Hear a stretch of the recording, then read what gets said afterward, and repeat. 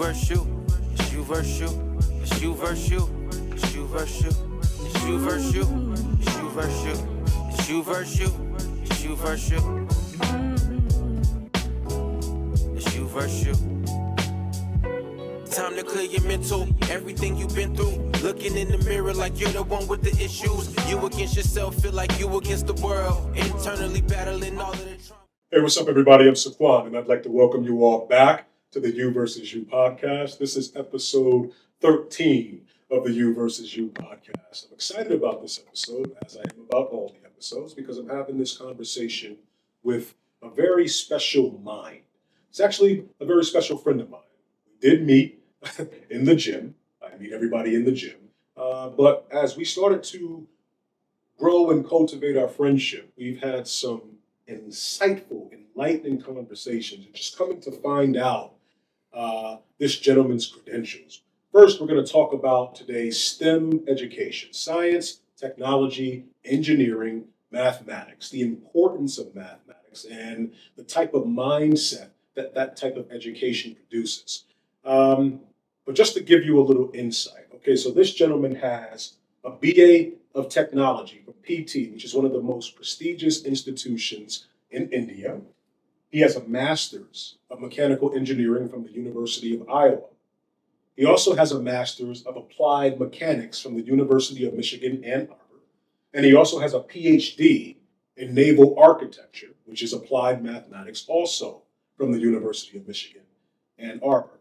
So again, this is a very special mathematical, scientific mind. So I am absolutely delighted to have this conversation. I am absolutely delighted to introduce this brother. This is Brother Surya Dinavai. Very good. Welcome to the show, man. Thank you. How are you today? Good. Wonderful. So like I said, man, it's been a pleasure getting to know you in the gym. I think we've had some great conversations. We've been helping one another along our fitness journeys. But again, like I said a moment ago, in the midst of that, we've had the opportunity to have some conversations that sort of stemmed away from fitness. And I got a chance to learn many of your credentials in math. So I listed your credentials, but tell us a little bit about your work experience. Okay. First, I want to say that it's been likewise knowing you, and it helped me on my fitness journey. Absolutely. Okay, it still helped me. It's absolutely my pleasure. You're doing great, by the way. Oh, thank you.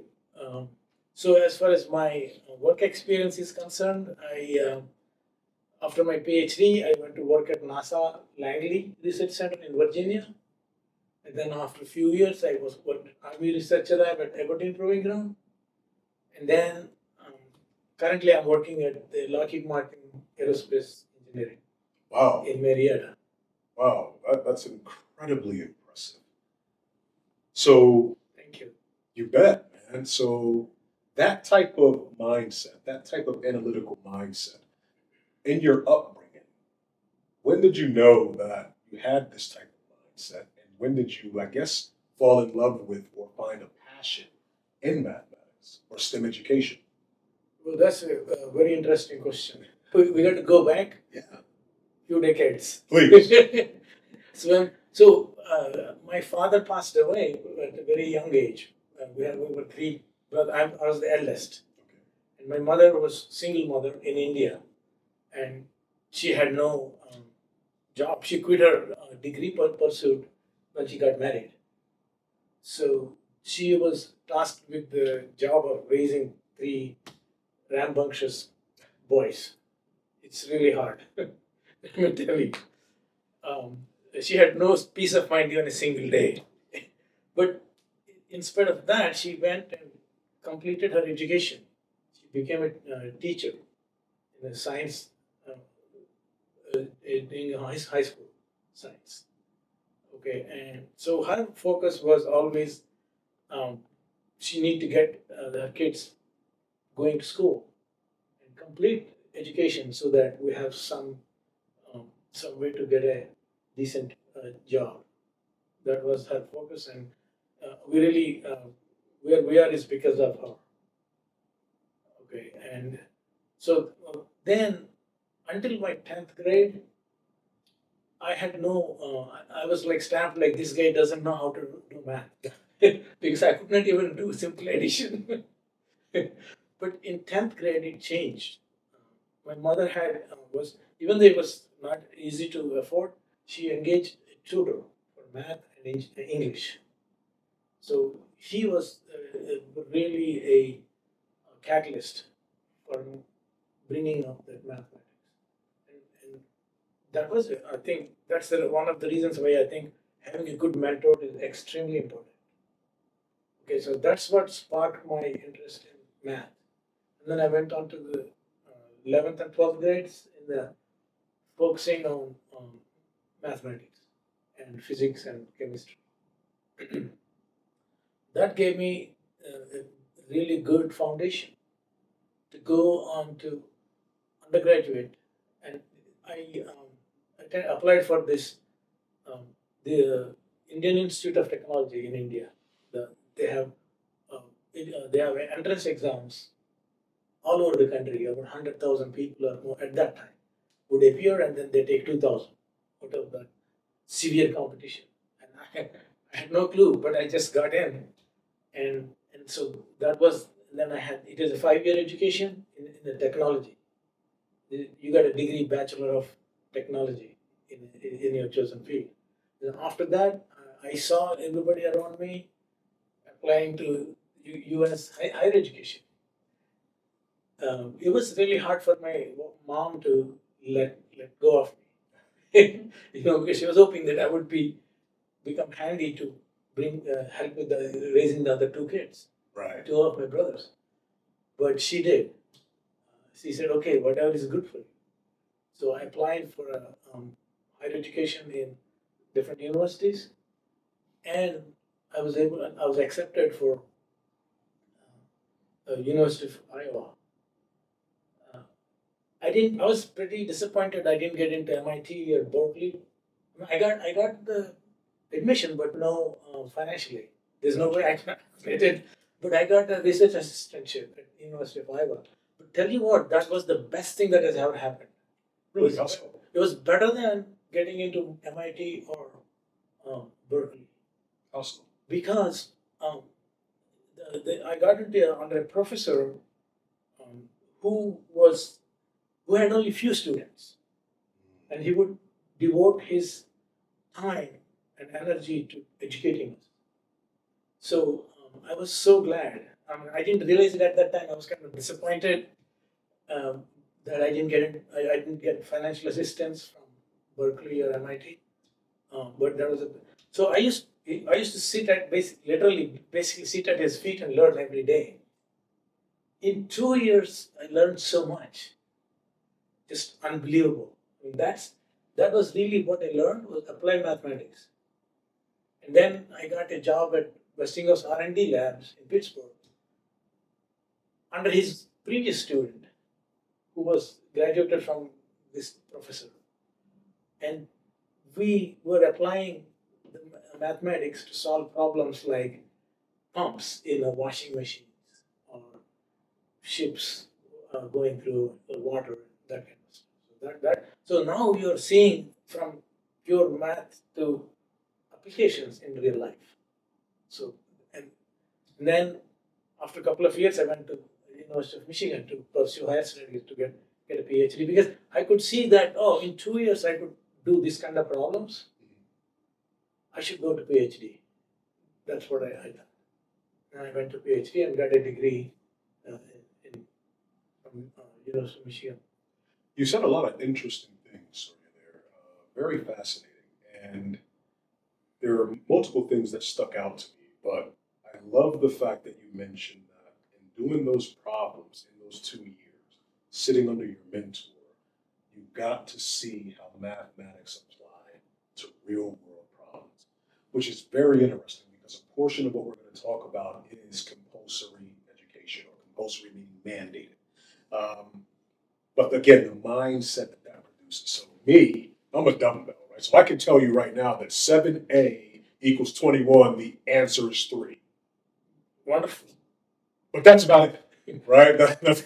So that's all I got there. So I certainly don't have your caliber of mind. So I certainly appreciate that. But walking it back a bit, in India, so all states, all countries, all developed countries have compulsory education or mandated education. But it seems like, and correct me if I'm wrong, and if I'm right, I'd like to know more about it. But in India, it seems like the emphasis is STEM education, science, math, technology. Is that correct? And if Yes. it is, what is the overarching purpose of that, do you think? Well, that is part of it is correct. Because the purpose of the secondary education, right, until high school, is to create people. It's like a giving a flow of trained students to pursue different paths. And really sought after is medicine and engineering and technology and science. That's really sought after, and then accounting.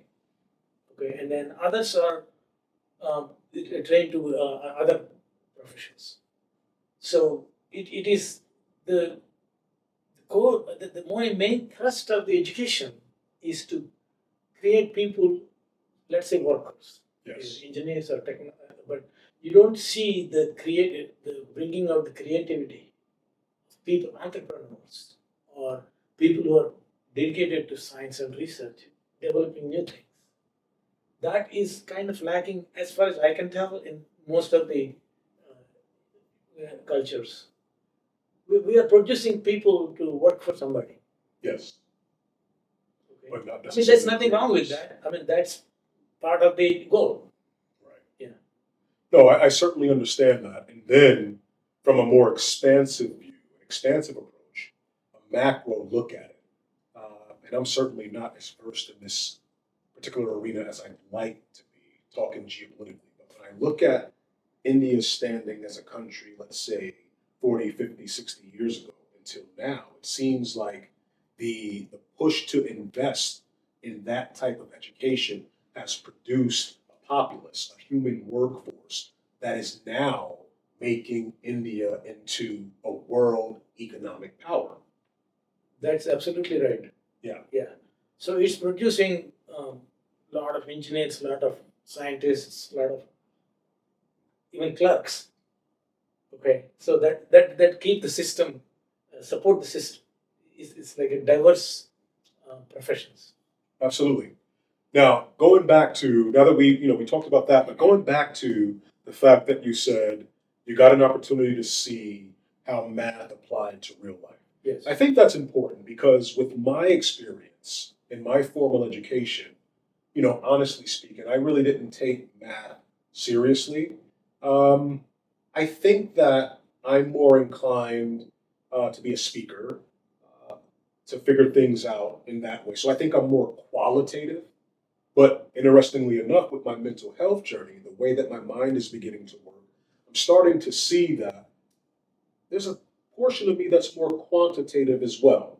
But I think the disconnect came in the type of education that was administered because I couldn't necessarily see how the math that I was learning applied to not even real life situations, but my life, right?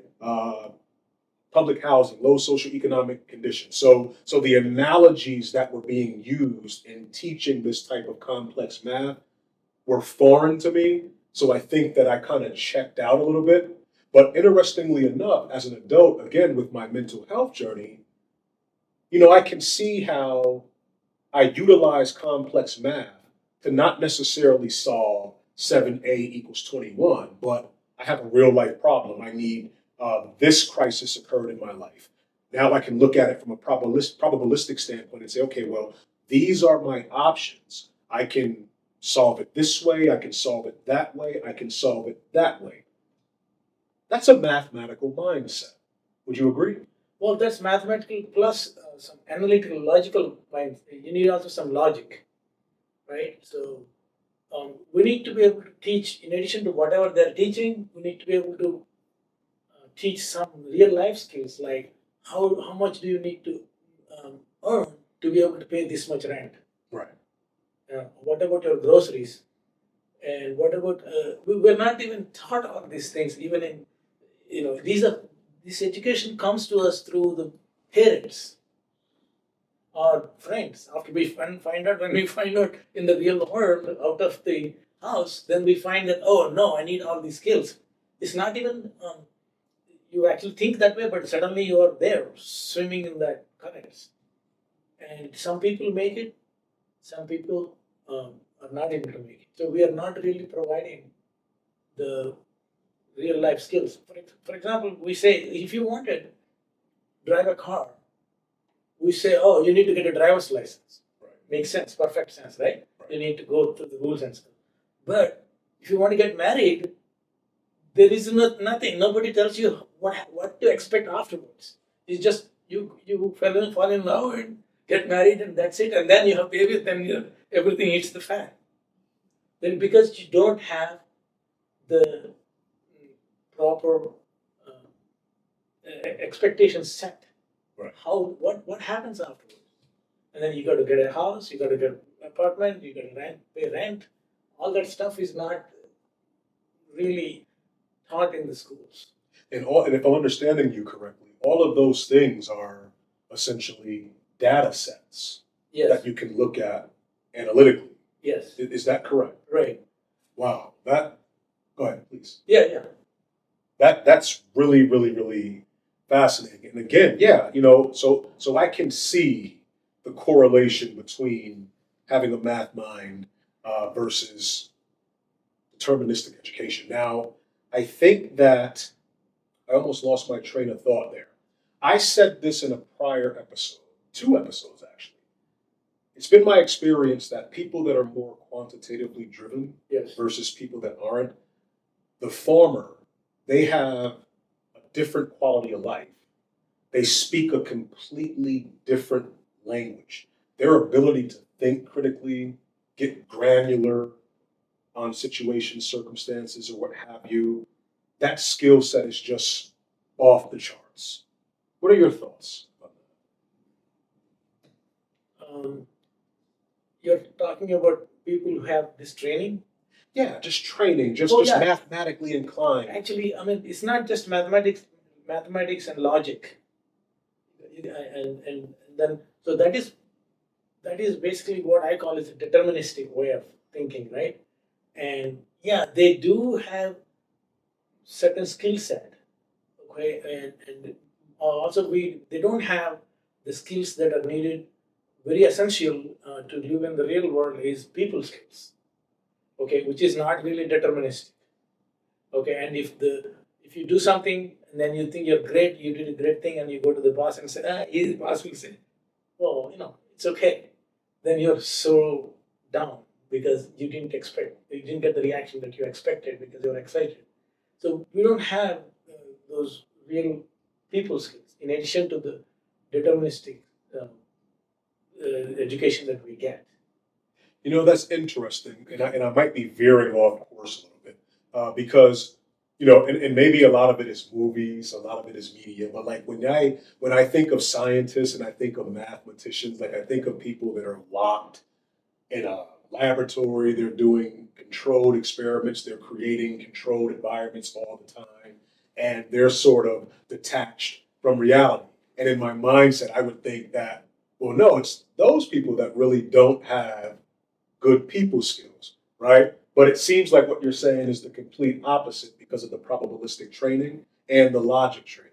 Am I understanding that correctly? Yeah. So the thing is, basically, with engineering or even research, science, and even medicine, the thing is, it's not really. You fail many times, and you got to take it on the chin, and then that's the thing is, like, failures are pillars of the success. You can't just expect everything to work, and that probabilistic thing is not really taught in the schools. Right. You don't have to go to a very high level mathematics. You can just say, just like when we go walk out, you want to go on, just simple thing like weather, right? It could be raining today, and they predict that, okay, it is like 70% chance of rain today. What does it mean? should you carry an umbrella with you or not? And to give you a sports analogy, I'm not, I'm an amateur in sports, but I'm a good spectator.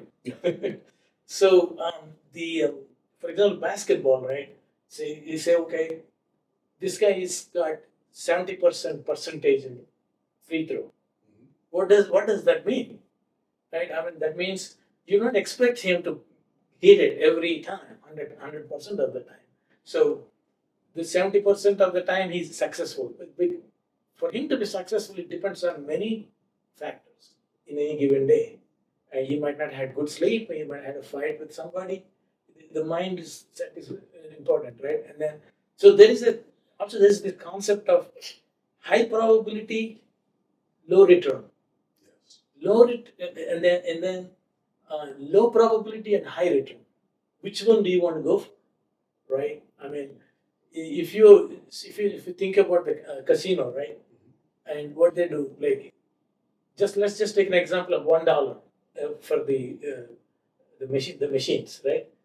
You put $1, you already know that you're not going to get anything, right? But what they do, right? I mean, the casino, what it does, if they get $100, right, they stack the odds in their favor, and they give you one person, they'll give you one person $20.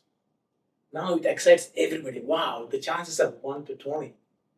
But you got to do 100 tries to get $20. That means you're losing on the whole because you paid $100 and you got $20 back. And who's winning? The casino is winning.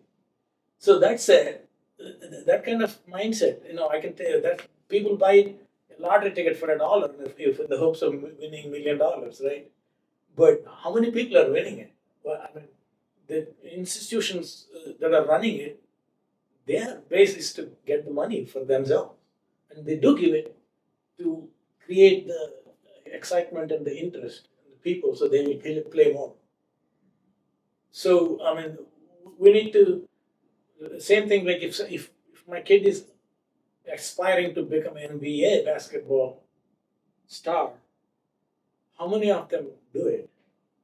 Right? That's a low probability, high risk environment. But if I want to become a accountant, look around how many accountants are there, how many companies need them, right? And then you get a very decent upper middle class life. Right now, is that what you want to do, or you want to do hope for basketball, NBA star, and then how many of them are there? How many teams are in the country? And how many of them make even in that many people are not able to make the millions of dollars that we keep imagining. We listen and we hear these lavish lifestyles, but is that achievable? It's interesting that you say that, and that's a perfect segue because, I'm an African American man, right? And in the African American community, a lot of us are sports driven or sports inclined. Like we have these aspirations, exactly like you said. We either want to go to the NBA, we want to go to the NFL, a small percentage want to go to Major League Baseball, or whatever type of professional sports arena it is. And we hang in an overwhelmingly high percentage of us, we hang our entire lives on that probability. But like you said, with simple math, right? And it's difficult as a parent, I would imagine, right? Because on the one hand, like you have logic versus emotion or behavioralism, and you don't want to tell your child, listen, I don't want you to pursue your dreams. But if I understand you correctly, there's a way to tactfully convey, like, listen, there's a low probability of this happening, right? So let's pursue this while simultaneously pursuing something else that's low risk, high reward, as opposed to the converse. Robert Smith, I really like Robert Smith, the famous billionaire, because I want to go back to something that you said. Um, he speaks a lot about having a scientific mind. And one of the things that he says, among many that I like, he says, fall in love with figuring things out. And the reason why I mentioned Absolutely. the reason why I mentioned that is because you said something earlier. You mentioned failure, right? But from a scientific standpoint, well, let me say this first. From a mental health standpoint, a victim mindset, someone that's mired in trauma, right? We view failure as being catastrophic. We view failure as being absolute. Like this is the end all be all. And then we tie whatever failure that we're experiencing to whatever our mental constructs are, which is either low self worth, uh, inadequacy, so on and so forth. But from a scientific standpoint, even when I talk about Thomas Edison, it seems like failure, there's so much data in failure. Like from your standpoint, if you're conducting a controlled experiment and you have an hypothesis and you want to figure something out, and let's say whatever you did, you ran it through your data set, it produced a 10% success rate, right? Some people might view that as failure, right? But the way that your mind clicks, you'll say, okay, well, let's go back, let's reverse engineer, let's see what we did, let's see what tweaks we can make. We rerun it. Then you know what? Now this time it produced a 35% success rate, right? So depending on how I frame that, it's like, okay, well, it could be conceivably be failure because I didn't get the 100% range, but at the same time, there was so much to learn in that 10% to that 35%. There's a 25% differential there. So that's actual growth. That's actual success. There's so much to learn in there. What are your thoughts? So that's bingo. I mean, that's just great because when I don't like the word failure for starters because people take it personal that I did something wrong. Well, you didn't do something right. Just let's take the free throw example, right? If I'm learning to free throw, I'm standing, basket is over there, and I'm standing to the right, and then I'm throwing it. It doesn't go in there. Then, if it didn't go there, I mean, it only did 10 out of 100, 10%. Then what does it mean? Am I not good, or something else is the matter with it? So you figure it out and say, okay, let me move a little bit to the left. And then you center it and throw it. Now your percentage goes up. So now, I mean, the first time you're trying, I don't consider that as a failure of the person. You just figure out what to do next, right? I mean, it's not going to work. This is the thing that's missing in the education, that the deterministic expectation every time you're going to get it. Life is not like that. And you're telling me that algebra, geometry, trigonometry teaches you how to deal with that. And I can see that. I'll tell you one thing that I absolutely hated. Maybe you guys can relate to this. I used to always hate in math when I got the answer right, but the teacher always said, show your work. I used to hate showing my work. But now I can look back and say, well, no, showing your work is really the nooks and crannies, not to just get the right answer, but to be able to deal with what you and I are talking about now in real life situations. Being able to show your work teaches you how to reverse engineer, right? Break this down and figure out where the disconnect was, take it out, replug in, so on and so forth, right? So basically what you're telling me is to show my work. Yeah, basically, right. If you're standing to the one side and then hitting it, and then you will see, oh, now we change it. That's why I got 10% of the balls in there. Now I'm course correction. Now, but if you just become like disappointed in yourself and in your ability without actually trying it many times in different ways, yeah, it's not going to help. You got to analyze what the reason is, right? Now, the interesting thing is when I sit here and I watch you talk about this, I watch you get fidgety, right? Like I watch you move.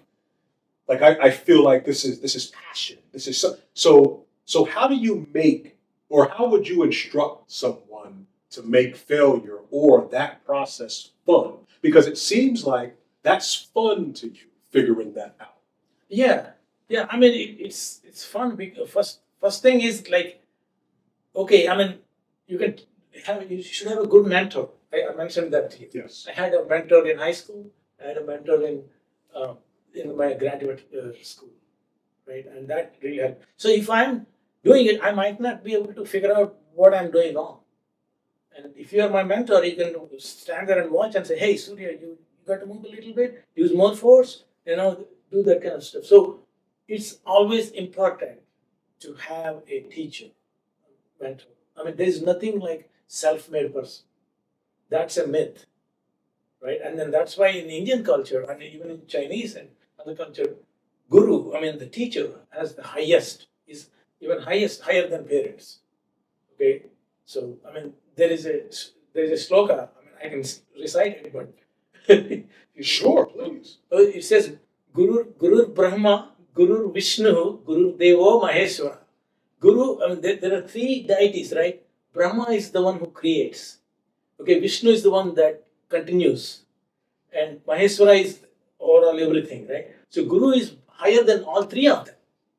So the Guru, because of Guru, is how we improve and learn and get better. So it's not just sufficient to. I mean, you can look at any great scientist or engineer and anybody. They think that they might tell you they did it by themselves. That's not true. And anybody, a great financier, they are doing it because the infrastructure that the society has put together, right? Without that, they can't do anything. So it's important to be grateful, appreciate. So now, if you don't mind, fascinating by the way. But now, if you don't mind, if you can get granular and explain for me, for the viewership, the difference between deterministic education and probabilistic education. Like really explain what they are and the differences between the two. Okay, so deterministic thing is I mean, it's amazing to tell you. The deterministic thing is like you said, 7a equal to 21, a equal to 3. I really feel good about that, by the way. I got that right. You got that right, and I appreciate you for that. I congratulate you for that. But the thing is that nobody can change that. That's how it is. 1 plus 2 equal to 3, right? And that part is what got us here. So Newton's law of mechanics, right? And we are able to design cars, that go most of the time as we design. Okay, and then same thing. What's the miracle is the airplanes, right? How they fly. We are able to do that based on deterministic, but not deterministic alone. There's a probabilistic theory, right? I mean, people have to know that if you actually go into the very atomic level, there is nothing deterministic. Everything is, you don't know where at any given time the atom is. There's a principle called Heisenberg's principle of uncertainty, right? You cannot determine the velocity and the position of a particle at any given time. Unlike, I can tell you the car is on this road going, its mass is like 3,000 pounds and then it's going at 60 miles per hour. I can tell that. But you cannot tell that at the very minute level. So that's the probabilistic thing. It's kind of hard to grasp. Based on that, we are able to do deterministic, right? Now, coming back to probabilistic, I can sit on the shore of an ocean, right, and then observe the waves. I cannot tell you what is the height of the wave that's coming next. But I can tell you if I observe it and make records. Over a period of time, I can tell you during winter, the average wave height is this much. It's just average. It could be anything in between. And then in summer, this is how the waves are coming and going. Okay, and so that's the probabilistic thing, which which is actually they're complementary. Probabilistic and deterministic are complementary. They're not exclusive. But in say, suppose I'm making some gadgets, right? I design something process, and then things are coming out. Uh, they're not going to be identical. If I'm making 1,000 of them, there is going to be some things that are not acceptable to the quality. So that's the probabilistic part. And then you take, how do you know which ones you can't tell, because you could take at random and sample them and test them. This is the probabilistic part. And so if we are using all these phones and stuff, that's because it's not just deterministic. Because our phones hardly break unless they're dumped in water or something. But those chips, the design, and then the phones, they're all tested. And then on 1,000 lot, they tested every. There is a theory for that. I'll pick every 10th one or 100th one and test it and see, oh, I can guarantee that there will be so many. And then the ones that break, they'll replace it. So that's probabilistic theory. You want to know more? Or Sure. Is this good enough? Please. Because it seems like you were saying, that they're complementary. So before we began this conversation, I was under the impression that probabilistic education is a little better than deterministic education. But now, based on your explanation and everything that we talked about up until this point, I can literally see how you need a healthy combination of both. But to walk it back, way back to the beginning of the conversation, you were talking about how, without that probabilistic education, we're training a workforce to just be workers and not think creatively, right? Now, from a historical context, because you look at, political determinism, right? And what a country needs. So let's look at, you got Adam Smith, you got The Wealth of Nations, right? And, you have specialized labor, right? You have division of labor, right? And then you fast forward a little bit, then you have John D. Rockefeller, which was responsible for producing compulsory education in America as we know it. But the times, okay, this is the Industrial Revolution, right? This is factory work. This is assembly line work, and it's specialized labor, it's division of labor. So I might need an employee to be on this part of the assembly line. I might need an employee on this part of the assembly line, so on and so forth. Not only do I need an employee there, I need an employee there consistently for 20, 25, 30 years, or essentially a lifetime.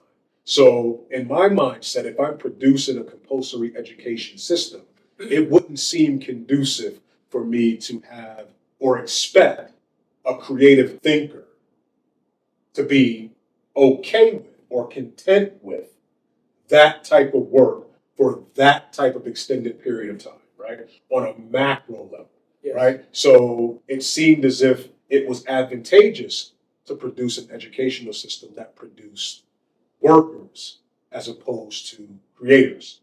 But now, fast forward decades later, it seems like America is now losing the race in terms of education, because the compulsory education did not change or adapt to the times, coming out of the industrial age, now going into the information age. So now we have a workforce or a populace that essentially is unqualified. What are your thoughts on all that? Yeah, I mean, the education system is only focusing on one thing, right? Which is deterministic. Right. You do this, and that's going to be the outcome. But and then if we're not, we're not producing people that are kind of resilient to the environment. If things don't go the way you want or you expect, what do? You got to bounce back and figure out what other things are available, other opportunities, right? And the reason I'm saying that, so in whole of my engineering education, there is like one chapter in one semester, one course, probability and statistics. But that's totally inadequate as an engineering education, right? But also I want to bring in like probability in life, right? I mean, we need to let people know that, okay, I mean, you train for something and it doesn't happen. The probability of failure is also there. I mean, failure means not the personal failure, but you go and you train to become an auto mechanic for internal combustion engines. The ones right now, and then now electrical vehicles are coming. Now, what the guy who's spent 10 years training for working on the internal combustion engines, trying to figure out fuel injectors, what is he supposed to do? Should he just say, "Oh my God, my life is a waste," and give up and then go home, or you say, "Oh, I'm thankful for having the opportunity, have a nice job for 10 years. Now let me figure out what to do next because what I learned is now becoming obsolete." Now the thing is, after the post-industrial revolution, the change is very rapid, Yes. and so we need to adapt to the new environment, and that needs to be inculcated in the labor force.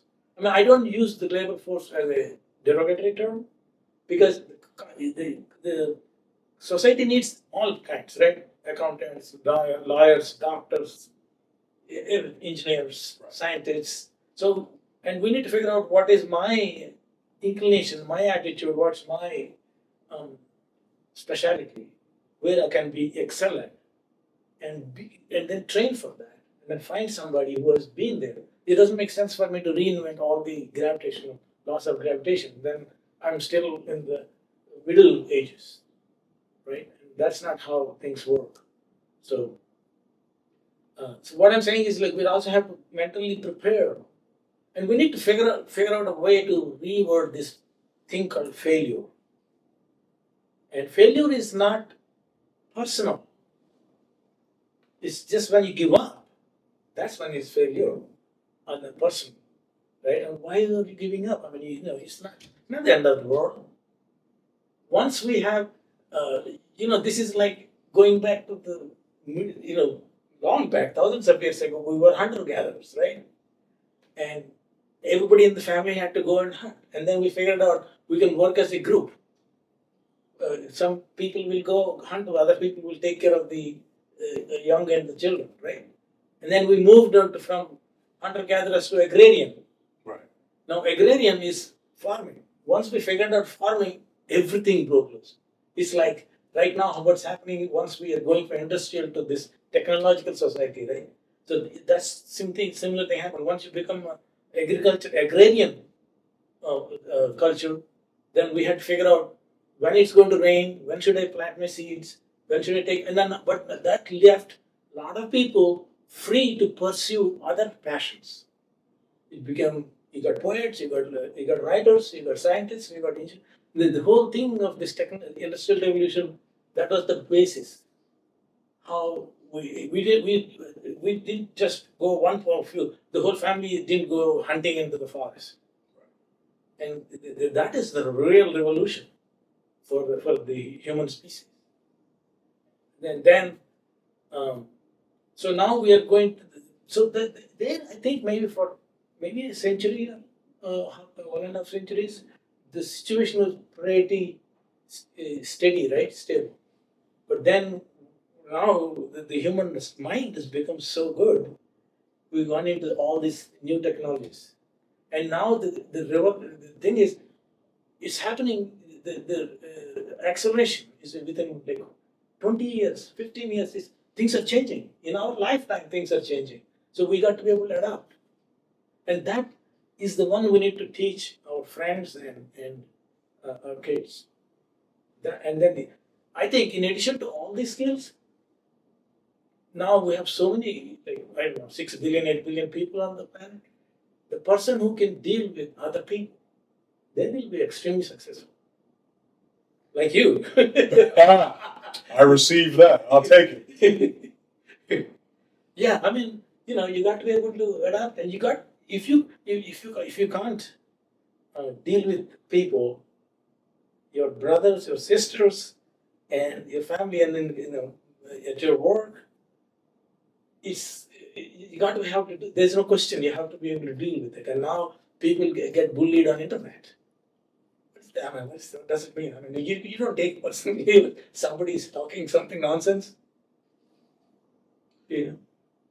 So with all of your credentials, your skill set, your expertise, It's a trap coming. no traps, I promise. With all of your expertise, with that assessment, and we're looking at the populace, the rapid evolution, the rapid evolving of technology, how far behind would you say we are as a workforce, as a populace? Like just a ballpark. As a US, you're talking about the US or? US, the world over. Yeah. No, we are not far behind. I mean, US is behind because US is, it's, if you consider the globe as one unit, it has transitioned certain things to other countries. Yes. Okay, like China and Indonesia and India and other stuff. And then they focused on other things, improving the technology and science and stuff, right? And in the last 50 years, the last 50 to 100 years. So if you see the standard of living in the US is really high. Mhm. I don't know any janitor in India or China able to afford a car. But when I come here the first time, I say, oh wow, janitors, those janitors can barely afford food and shelter. Okay, now this question of trade deficit doesn't make any sense because I'm buying things from Kroger every day. So there is trade deficit between me and Kroger? No, I'm giving money and they're giving me things in return. Right? And so if you look at the globe as a whole, yeah, I think that's why we are able to progress. That's why our standard of living is so high. This artificial intelligence is going to do, people are saying that in another 50 to 100 years, people don't have to work, only people who need to work will work. Just like it happened once we transitioned from hunter-gatherers to agrarian, right? Not everybody is working in same thing. Like some people are cultivating the land, some people are doing the, other jobs. Some people are poets, some people are writers. So it's a different. I think the way mankind is progressing is just like mind-boggling.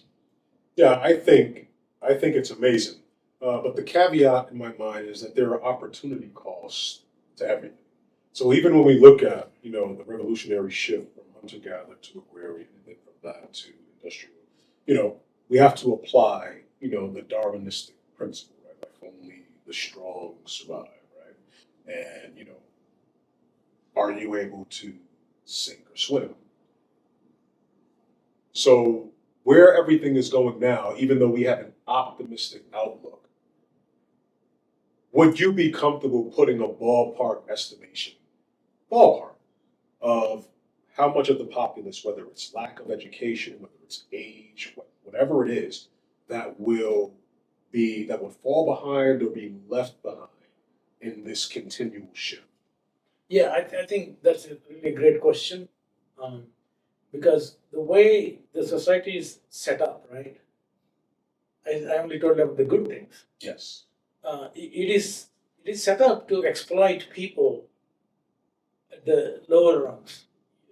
Why is it that some doctors make a lot of money, and some engineers make a lot of money, and why is it? I mean, if you look at the car companies, right? I mean, the people at the higher chief executives, and they make more than millions of dollars. Whereas the people who are actually doing the work, how much of it is, I mean, it's not that the person is so, not able to, we cannot replace that. We can replace that person who's at the top, CEO or president, right? And they'll be equally good person doing that. So it is kind of leaving certain segments. That's how the society has been since beginning, I think. So am I addressing your question? Yes, I believe you are. So again, so from your standpoint, from your expertise,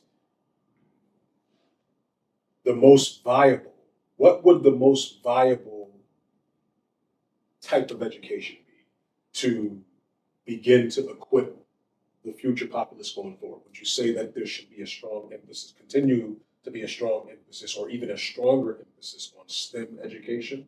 Is that the route that we should be going in? I mean, STEM education is good, that's not going to address the inequities in the system. There's a systemic issue that needs to be addressed. The inequalities between the companies, I mean, the people who are actually working at the assembling the cars, assembling the electricity stuff, and then doing the electronic stuff, they are, without them, the CEO can't do anything. If CEO doesn't come to work tomorrow, the plant is not going to start. If 10 co-workers quit, that's the union power, right? I mean, they quit. Everything comes to stop. But they are not treated at the same way. That is the inherent inequity in the system. That's how it is designed. Yeah, I think that there are two sides. Well, historically, there have been two sides to that coin. And you have the one side, which is the neoliberalism side, which is the belief that local cities, states should solve their own problems. And that's trickled down even further to where all the crux of the responsibility is on the individual. And then you have the other side that's more public service driven or inclined or conscious, rather. And then they have been battling historically. So, what I think you're talking about, and that even started as early as the latter part of the 60s, where there has been a push, and it's happened now, where there was a push. Basically, it's the gradual erosion of the middle class. And the middle class has certain protections in place. You mentioned them, like the unionized labor, right? And then the unionized labor or the representatives would negotiate livable wages, right? In addition to other rights, healthcare, insurance, workers' comp, so on and so forth. As we see now, and Tom Hartman wrote a great book about this. It's called, well, he actually has a series, The Hidden History of Neoliberalism, The Hidden History of Healthcare in America, The Hidden History of Gun Law, so on and so forth. He just has an entire segment and he breaks all of this down really beautifully. So in order to ensure that all of that is in place for the middle class, taxes have to be at a certain percentage rate, right? And in the 70s, historically, they were anywhere between 75% and 91%, right? Because prior to Reagan, there were no billionaires. So the exorbitant salaries that we're seeing now that CEOs are making, see huge portions of that went to funding this middle class, right? But now, and you also touched upon this earlier, see now with technology, see the world has become smaller. So China is essentially right across the street in terms of commerce, in terms of information, in terms of money exchange, currency exchange, so on and so forth, right? So if I have access to that at my fingertip, that means I also have access to a workforce at my immediate disposal. So it may be more advantageous for me as a CEO to say, well, listen, I no longer want to support this middle class.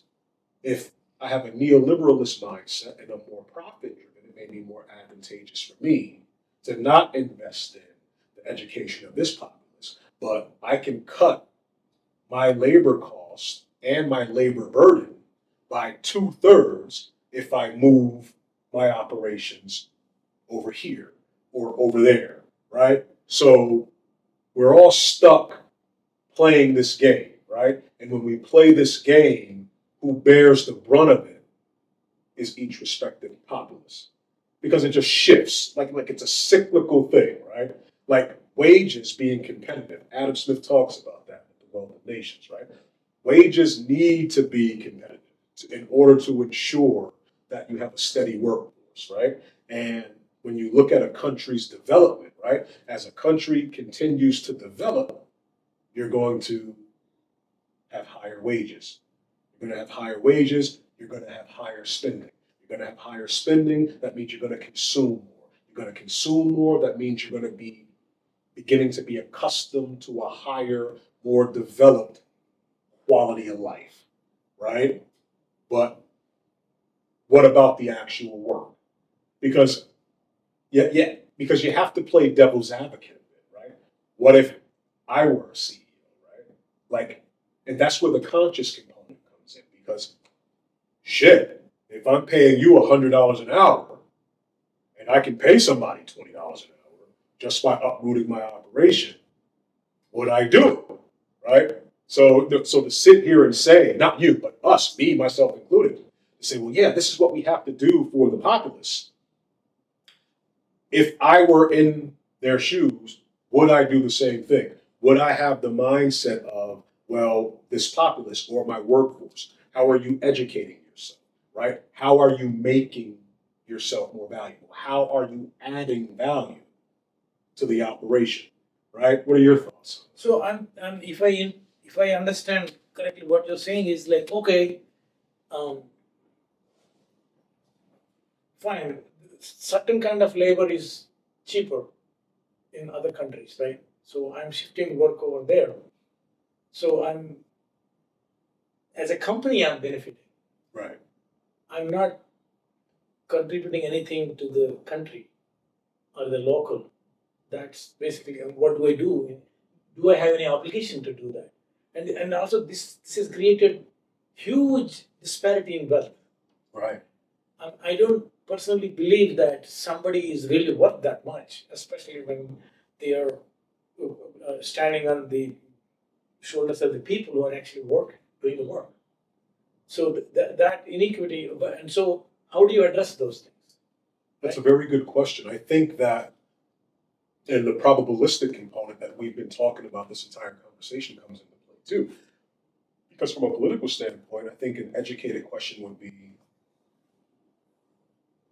is it possible to have that type of conscience and care about the populace in a melting pot within the experiment that is America? See, America is a melting pot of cultures versus, take India, for instance, a homogenous. No, India is well, Somewhat more so than America or China, for instance. Okay, let's use China versus a homogenous society.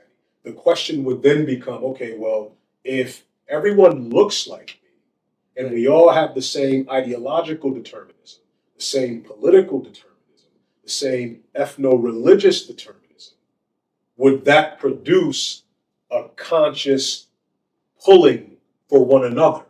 And if that's the case, how do we produce the same effect in the melting pot, in the experiment that is the United States of America? yeah. Well, that's a multi-faceted question, and it's kind of hard to come up with a simple answer to it. But the way I see it, right? Okay, so the Apple computer is shifting jobs to India, China, and other countries. That can be done here as well. Okay, fine. I mean, if you consider it as a globe, you are lifting the standard of living of certain populace in other places. But then, what are you going to do for this displaced workers? Right? I mean, don't you have some kind of responsibility? Because these are the ones that are buying it. Those beggars in India and China are definitely not splurging on iPhones, $900 iPhones.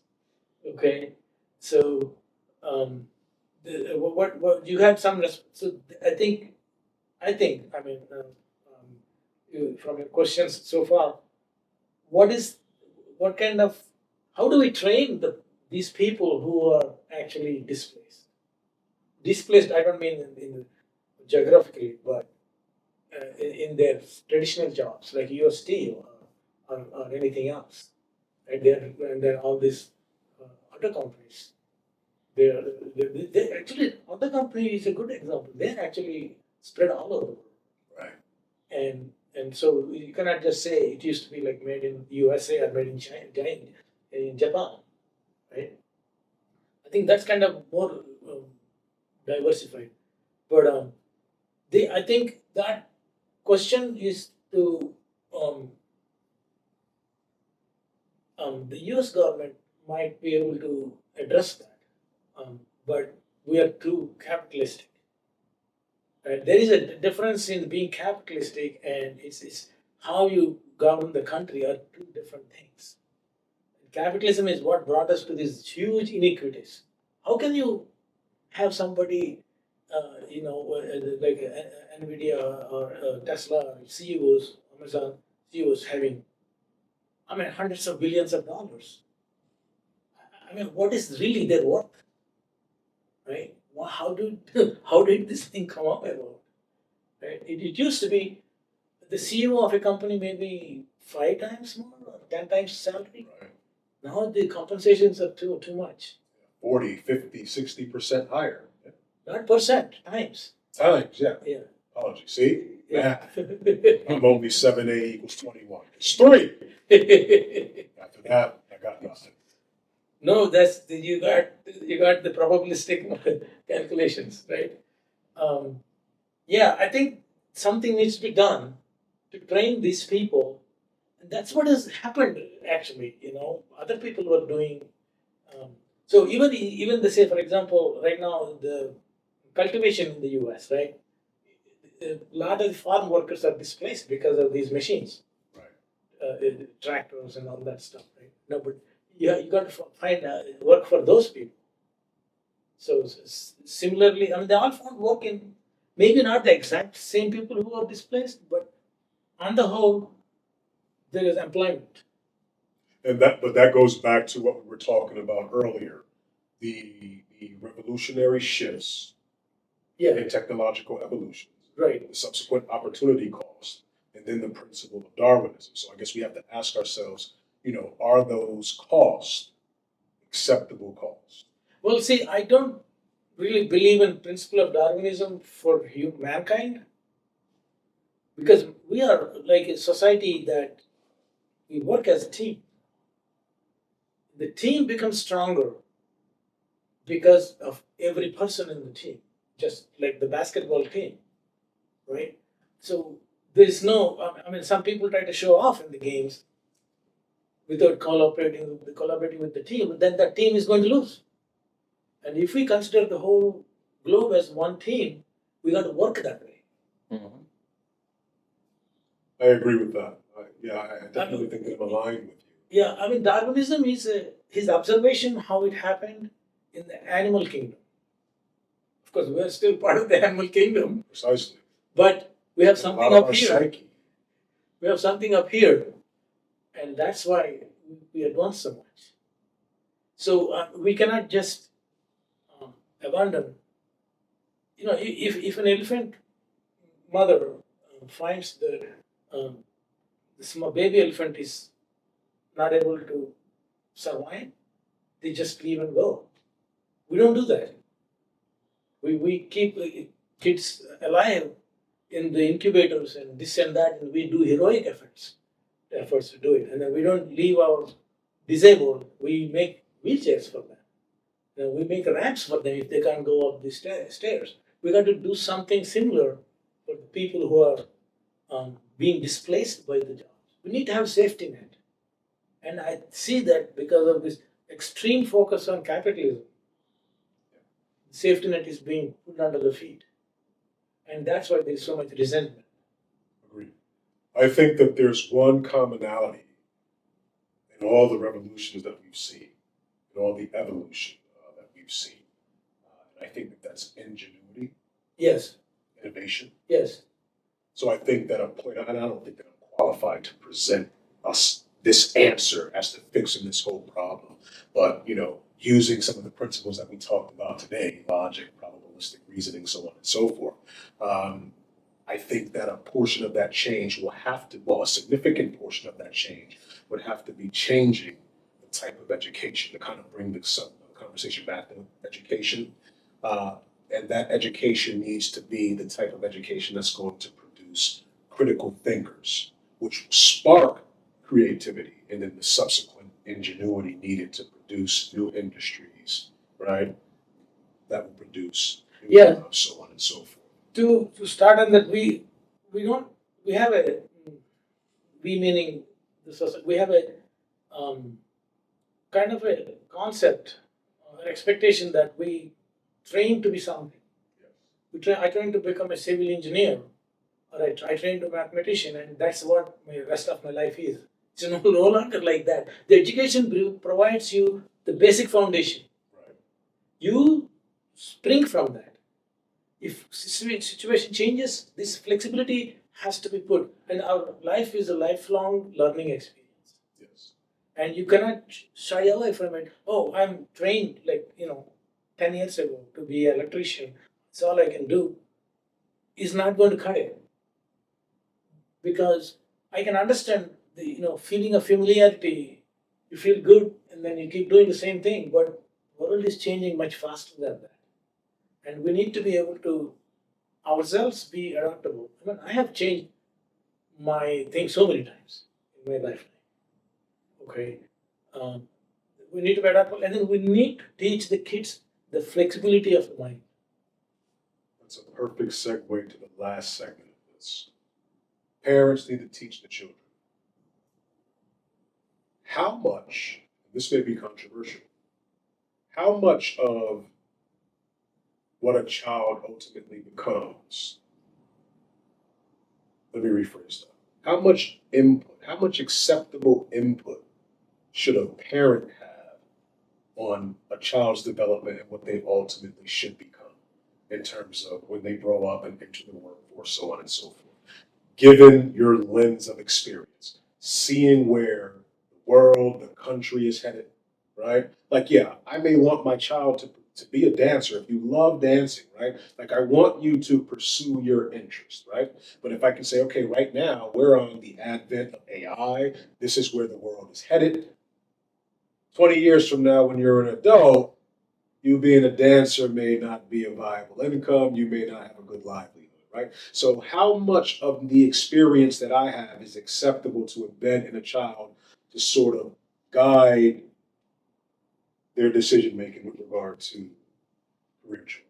That's a very difficult question because um, you know.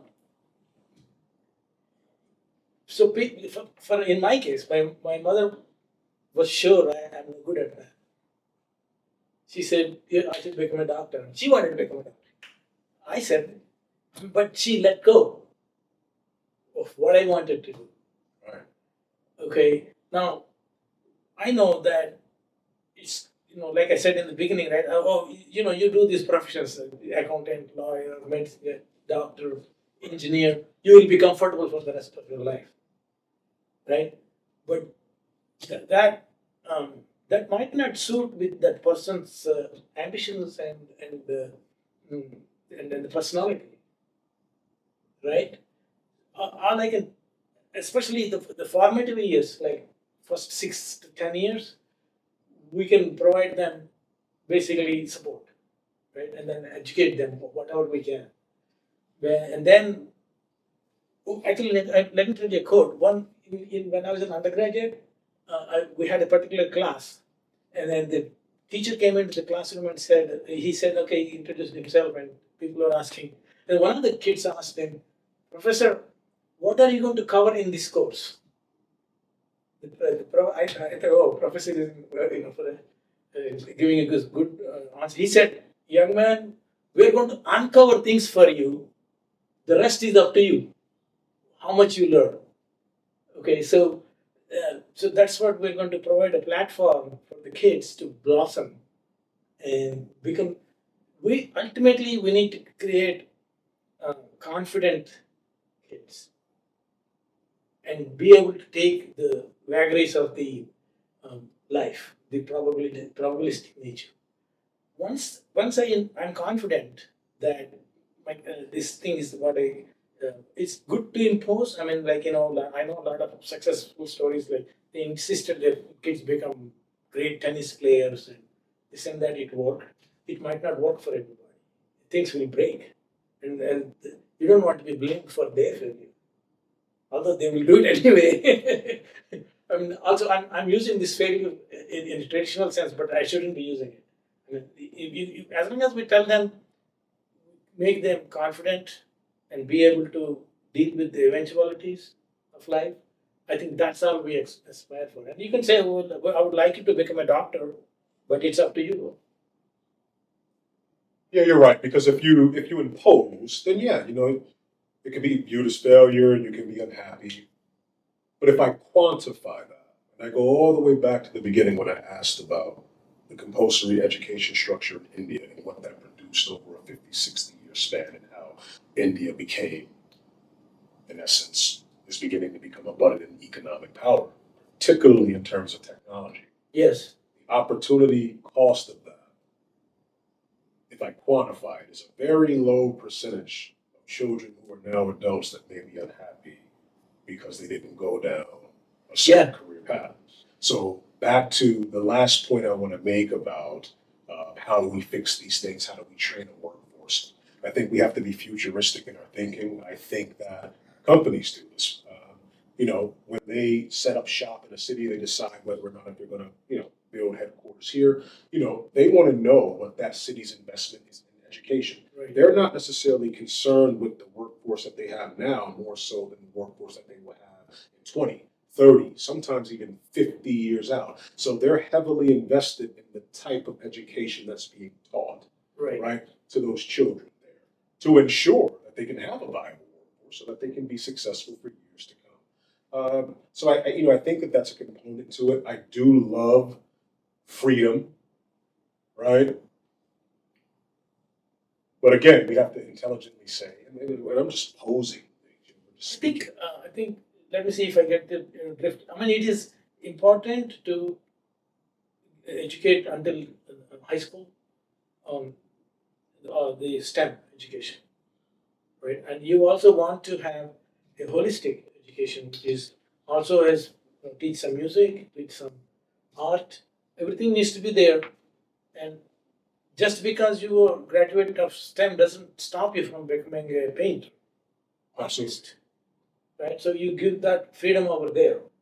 But is that what? Yeah, and I'm glad that you said that because I do want to clean that up a bit. I would be remiss if I didn't mention that I understand that the social arts, the music. See, all of that's important because it preserves and fortifies a culture. It even enhances a culture. So I do understand that as well, right? But when we're talking about economic viability on an individual standpoint and then on a macro level, going to a country standpoint, and then even comparing countries to countries on a geopolitical standpoint, the type of education I think is super duper important. But that was, the last point that I wanted to make regarding that. And I guess I'll just open the floor to you, just to lastly just express the benefits of STEM education, probabilistic education, that's had on your life before we close out. Yeah, I'm my experience, right, is really most. I would say the most definitive effect is of course, my mother pushing me into this um, STEM education, but my mother was not good at teaching me math. But the best thing she did was get me a tutor to do math, to help me with math. Okay, so where I'm going with this is it's important to have a great mentor. That's where I'm going. And whether it is STEM education or music, right? You definitely, or basketball or football, you got to have the right environment and the right mentors. Okay, and that is the key for success. That's one of the keys anyway. I think we are in alignment. Surya, I really appreciate your time today. Thank you for that. This was a opportunity. delightful conversation. Do you have anything that you want to shout out or mention to the viewership that you have going on? Maybe your daughter's book, perhaps? Oh, did you have the name of the book? Do I? On the top of my head, no. I don't have But we'll insert it when we Okay. edit. Yeah, so because I read the book pre-publication, Yeah. and the title was the last thing on my mind. I know she struggled a lot to come up with the title, with the different editors and stuff. Right. She wrote the book. and it's out on May 20th. Wonderful. Yeah. Well, you again, for man, the thank you very much. I really enjoyed this. Yes.